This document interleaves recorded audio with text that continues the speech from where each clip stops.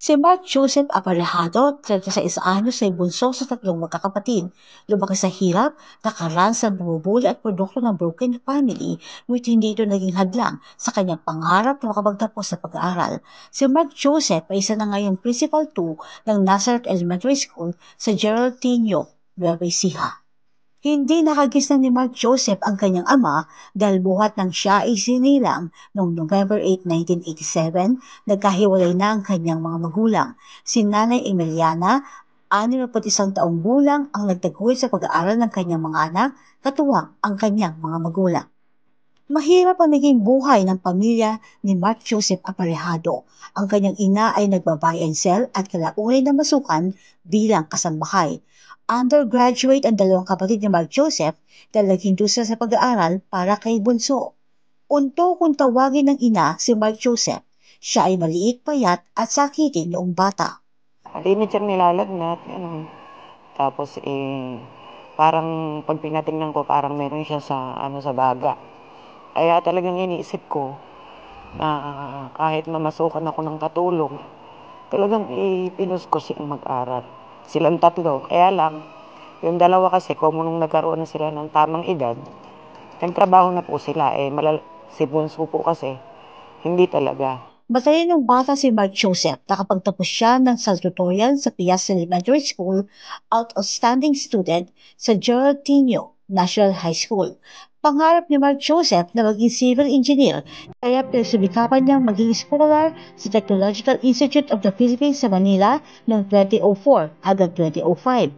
Bagamat din sister, kinailangang huminto sa pag-aaral ni Mark Joseph dahil sa kahirapan. Hindi kayang tustusan ng pamilya ang mga pangailangan para sa kursong civil engineering gaya ng pagbibili ng aklat at drawing materials. Bumalik sa Geraldine Nueva Ecija si Mark Joseph at naging tricycle driver ng halos isang semester para makaipon. Nais niya ipagpatuloy ang pangarap na kurso sa NAUST Cabanatuan City. Nais niya ipagpatuloy ang pangarap na kurso sa NAUST Cabanatuan City. Kumuha ng exam si Mark Joseph sa NAUST at ELJ Memorial College na magkaparehong araw. Pareho siyang nakapasa sa dalawang eskwelahan, subalit na mag-enroll ay pinili ni Mark Joseph ang ELJ-MC dahil sa libre ang tuition at uniform. Si Mark Joseph ang isa sa unang batch na nakagraduate mula sa ELJ Memorial College. Nagtapos siya ng kursong Bachelor of Elementary Education noong 2009. Natanggap siya sa Wiltec Motor Sales bilang marketing assistant hanggang sa siya ay naging marketing consultant. Nang makapasa sa licensure examinations for teachers o LET, pumasok si Sir Mark Joseph bilang Provincial Local School Board o PLSB teacher. 2 taon siya naging PLSB teacher bago naging permanenteng guro sa Ginalungang Elementary School noong March 12, 2012. Sa edad ng 27 anyos, naging teacher in charge ng TIC Sir Mark Joseph sa Mapidya Elementary School, Geraldinho, Nueva Ecija. Mula sa town proper na bayan hanggang Mapidya, aabot ng 5 hanggang 6 na oras ang biyahe. Naranasan ko po doon na maglakad dahil hindi po panahon po ng rainy season, hindi po kaya ng motor. So, the only way to get there is by foot. Kailangan maglakad. Bali, ano po kasi adventurous din po talaga ako. Umalis po ako dito around 1 p.m. Sabi ko siguro malapit or kakayanin. Nakarating po ako doon ng 9 o'clock ng gabi. Doon sa tapos umuulan siya, may kapote ka. Tapos na-experience ko po na sa gitna ka ng gubat. Madami kang naririnig, iba't ibang mga huni. Nag-overthink ka. Tapos sabi ko sa sarili ko, bakit ba ako napunta sa gawin na to? Na bakit ako nandito? Hanggang sa po, tumakbo po ako. Tumakbo lang ako ng tumakbo. Para lang po, tumakbo lang ako sa gitna ng gubat. Sabi ko ganun. Tapos madilim. Tapos nakita ko huminto po ako, nakita ko po yung liwanag. Ayun na yung school, malapit na. Kaya medyo po ako, parang na-relieve. Sa kabila ng naranasang hirap araw-araw para makarating sa Mapidya, ipinagpatuloy pa rin ni Sir Mark Joseph ang pagiging TIC ng eskwelahang mayroong humigit kumulang na 70 indigenous people na mag-aaral. gusto ko po talaga na makatulong din bilang isang scholar din po ng ELJ na para bang ma-pay back ko po yung nakuha ko po doon na pinrovide ng ating provincial government. Maisukli ko din po sa mga kabataan. Naging head teacher 3 sa Hilera Elementary School, Hain, Nueva Ecija, si Sir Mark Joseph bago naging principal.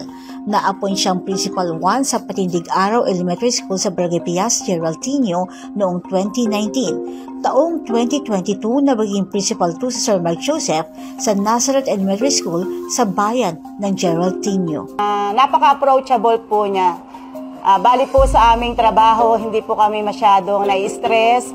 Kasi po kung ano po yung mga bagay na dapat naming i-improve, siya po yung nagbibigay sa amin ng technical assistance para patuloy namin ma-improve yung aming pagtuturo. Binibigay po niya yung kanyang mga best practices na kanyang natutunan nung siya po ay isa pang guro. Ngayon pong principal na siya ay talagang hindi po niya ipinagdamot yun at talagang napaka-kind-hearted po niya. Hindi lamang po sa kanyang mga guro, kundi sa mga estudyante po namin. Iniintindi po niya yung kapakanan ng bawat isa at talaga nagkikare po siya sa health namin. Hindi po siya talaga nakaka-stress na principal. Kinasal si Sir Mark Joseph noong 2010 sa kanyang misis na si Arlie Jane D. Aparejado. Classmate si Sir Mark sa ELJMC ang kanyang misis. Si Ma'am Arlie Jane ay kasalukuyang guro sa Pias Elementary School sa Geraldinho, Nueva Ecija. Biniyayaan sila ng 2 anak na lalaki. Si Mark po kasi sobrang siya, hands-on na tatay sa aming 2 anak. Talaga pong kung hindi ko mapatulog yung aming anak, siya po kayang-kaya niya pong patulogin yan. Kaysa po siyang mabait at disiplinaryong ama sa aming anak. Tsaka mapagmahal na asawa. Bagamat hindi pinalad na maging inhinyero, nadamit pa rin ni Sir Mark Joseph ang pinag-aralan sa development ng school facility, pagbibigay ng integrity, quality at strength ng paaralan. Sir Mark Joseph din ang nagdisenyo ng tahanan ng kanyang pamilya.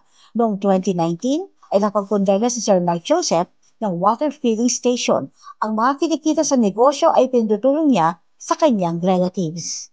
Ang message ko na lang sa mga kabataan na may broken family, maging inspirasyon sa inyo yung na kumbaga hindi kompleto yung inyong pamilya, pero maging inspirasyon nyo na mag-strive kayo ng pag-aaral para pag nagkaroon kayo ng pamilya, mai-provide ninyo or hindi kayo maging broken family.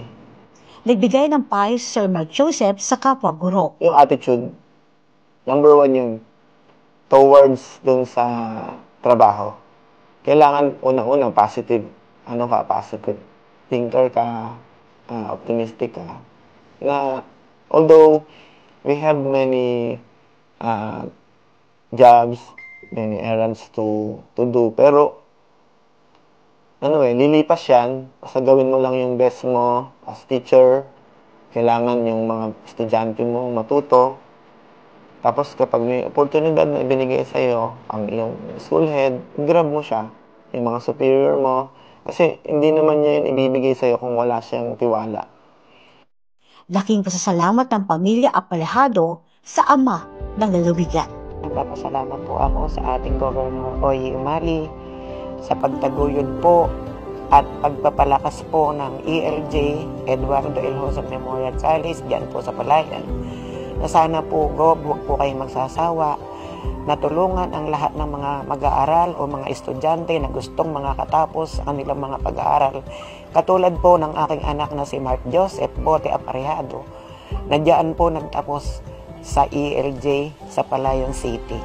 Lubos po ang aking pasasalamat sa inyo dahil narating na po ng aking anak ang magandang kinabukasan para sa kanya, para sa amin at para sa kanyang buong pamilya. Governor Oye Umali, ako po ay taus-pusong nagpapasalamat bilang dati pong scholar ng ELJ Memorial College.